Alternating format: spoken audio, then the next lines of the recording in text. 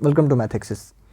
देखो, अभी कुछ ही समय पहले आईसीएसई बोर्ड ने आप सभी के 2024 बोर्ड एग्ज़ाम के लिए ऑफिशियल डेट शीट अनाउंस कर दिया है। तो इसके पहले मैंने एक वीडियो बनाया था जिसमें मैंने कुछ इस डेट्स बताए थे, कौन से डेट पे आपका कौन सा बोर्ड एग्ज़ाम होने वाला है, किस सब्जेक्ट का एग्ज़ाम किस दिन पड़ेगा।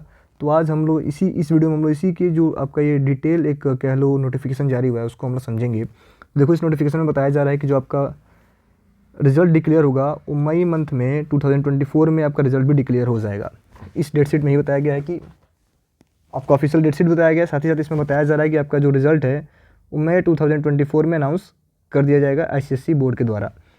देखो, हम लोग इसी में लास्ट में आपको दिया गया कि कौन सा डेट पे आपका कौन सा बोर्ड एग्ज़ाम पढ़ने वाला है। ये जो डिटेल नोटिफिकेशन है आपके स्कूल द्वारा आपको प्रोवाइड कर दिया जाएगा, या फिर अगर आप इसको डाउनलोड करना चाहते हो तो आप हमें कमेंट करके बताएं। ये डिटेल नोटिफिकेशन आप सभी को मैं कमेंट बॉक्स में या फिर कह लो डिस्क्रिप्शन में शेयर कर दूंगा, जहाँ से आप इसको डाउनलोड कर सकते हैं। तो जो आपका ये डिटेल नोटिफिकेशन है इसमें आपको बताया जा रहा है कि जो आपका आईसीएसई का एग्ज़ाम है, मैंने पिछले वीडियो में आप सभी को बता दिया था कि 21 फरवरी से स्टार्ट हो रहा है और 28 मार्च तक आपका एग्ज़ाम कंडक्ट होगा। और जो हमारे मेन सब्जेक्ट्स हैं, जो कॉमन सब्जेक्ट्स होते हैं, जो बहुत सारे बच्चे जिन सब्जेक्ट्स के एग्ज़ाम दे रहे होते हैं, उसमें आपका एक पेपर है इंग्लिश, आपका पड़ा है 21 फरवरी को। इंग्लिश पेपर 2 पड़ा है 23 फरवरी को। ये आपका हिस्ट्री एंड सिविक्स का पेपर पड़ा है, देख लो, 26 फरवरी को। ज्योग्राफी का पेपर पड़ा है 28 फरवरी को। आर्ट पेपर 1 ये आपका पड़ा है 29 फरवरी को, जो कि कॉमन सब्जेक्ट नहीं है, जो बहुत कम ही बच्चे दे रहे होते हैं। फिर जो हमारा सेकेंड लैंग्वेज का पेपर है 21 मार्च को कंडक्ट हो रहा है। सेकेंड लैंग्वेज आपका मॉडर्न फॉरेन लैंग्वेज, इसमें आप यहाँ पे चेक कर लेना, जो भी आपका सेकंड लैंग्वेज होगा उसका पेपर 1 मार्च को कंडक्ट होगा। देन फिजिक्स का पेपर आपका 4 मार्च को है। 6 मार्च को आप सभी का इकोनॉमिक्स है। 7 मार्च को आपका आर्ट पेपर 2 है। 11 मार्च को केमिस्ट्री है।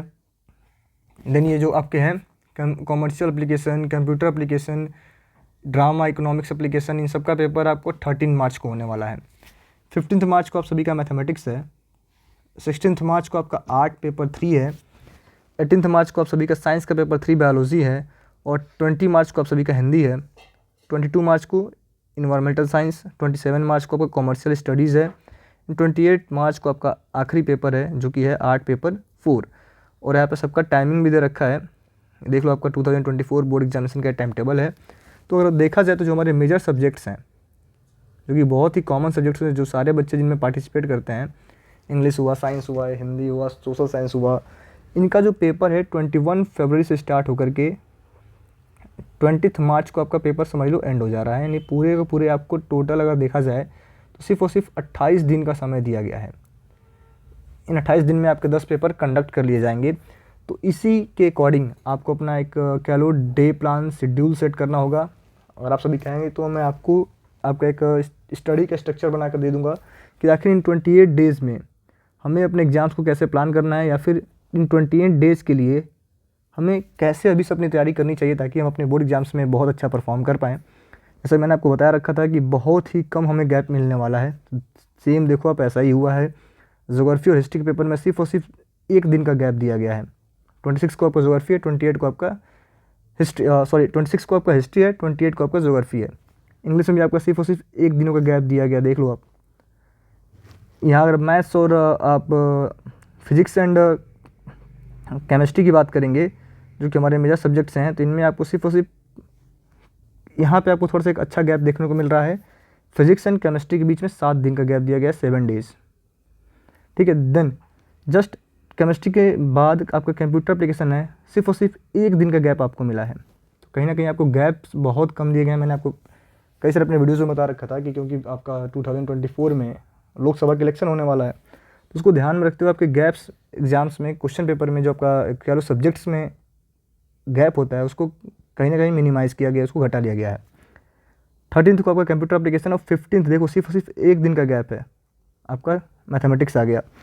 देन सिर्फ और सिर्फ यहाँ 2 दिनों का गैप दे करके आपका क्या है, बायोलॉजी है। सिर्फ और सिर्फ 1 दिन का गैप दे के आपका हिंदी है। तो इन यहाँ हमारे पास सिर्फ और सिर्फ एक ही ऐसा पेपर है फिजिक्स एंड केमिस्ट्री जहाँ पे आपको लंबा गैप देखने को मिल रहा है। बाकी सभी पेपर्स में मुश्किल से 1 या 2 दिनों का ही गैप देखने को मिल रहा है। मुश्किल से 1 डेज़ या फिर कह लो 2 डेज़ का गैप दिया है। तो आपको अपने पढ़ाई को इसी के अकॉर्डिंग प्लान करना होगा कि जहाँ गैप कम है, जैसे कंप्यूटर एप्लीकेशन और मैथमेटिक्स सिर्फ और सिर्फ 1 दिन का गैप है, तो हमें मैथमेटिक्स को अभी से काफ़ी अच्छे से प्रिपेयर करना होगा, ठीक है, क्योंकि वहाँ पे आपको बहुत ज़्यादा रिवीजन का समय नहीं देखने को मिल रहा है। हाँ, फिजिक्स एंड केमिस्ट्री के बीच में आप चाहो तो प्लान करके थोड़ा बहुत मैथमेटिक्स रिवाइज कर सकते हो, खैर इसके बारे में हम लोग बाद में डिस्कस करेंगे। तो ऐसा कुछ है, आपका एक डिटेल एनालिसिस कह लो है आपका डेट शीट 2024 बोर्ड एग्ज़ाम का। तो जैसा मैंने आप सभी को पहले ही बता रखा है कि आपको हो सकता है कि एग्ज़ाम्स सब्जेक्ट्स के बीच में गैप बहुत कम देखने को मिले, तो कुछ ऐसा ही हुआ है। तो ये आपका डेट शीट है और आप सभी कहेंगे तो आपके लिए एक डिटेल टाइम टेबल बना के इनके अकॉर्डिंग दिया जाएगा कि हमें कौन से सब्जेक्ट्स पे अभी ज़्यादा फोकस करने की ज़रूरत है, जहाँ पे गैप बहुत कम देखने को मिल रहा है। Thank you.